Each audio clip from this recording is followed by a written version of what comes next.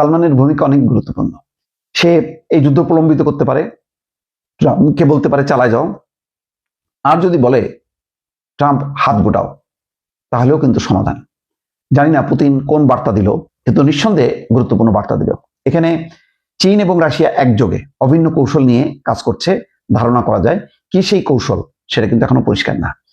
আর অন্যদিকে লেবানন কিন্তু তামা বানায় ফেলতেছে, ব্যাপক ধ্বংসযোগ্য, যেহেতু আধুনিক অস্ত্রশস্ত্র আছে।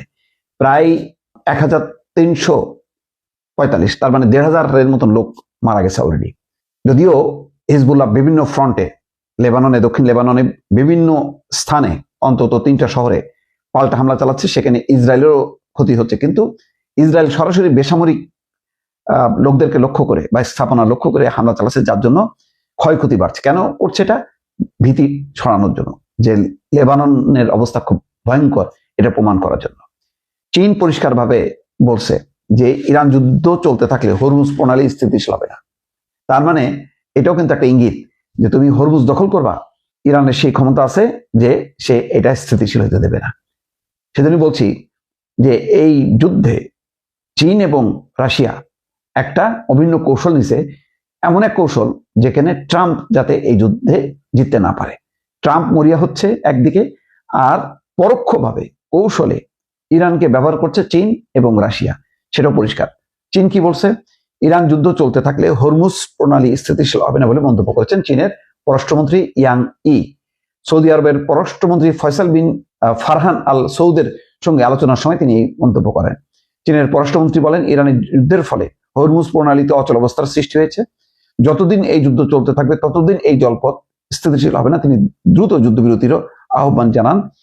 এইদিকে লেবাননে নিহতের সংখ্যা 1345 জনে দাঁড়িয়েছে এবং গত 24 ঘন্টা 27 জন নিহত হয়েছে। 2রা মার্চ থেকে চলমান ইসরায়েলের হামলায় লেবাননে 1345 জন নিহত হয়েছে। শিশু আছে, নারী আছে, ভয়ঙ্কর একটা পরিস্থিতি।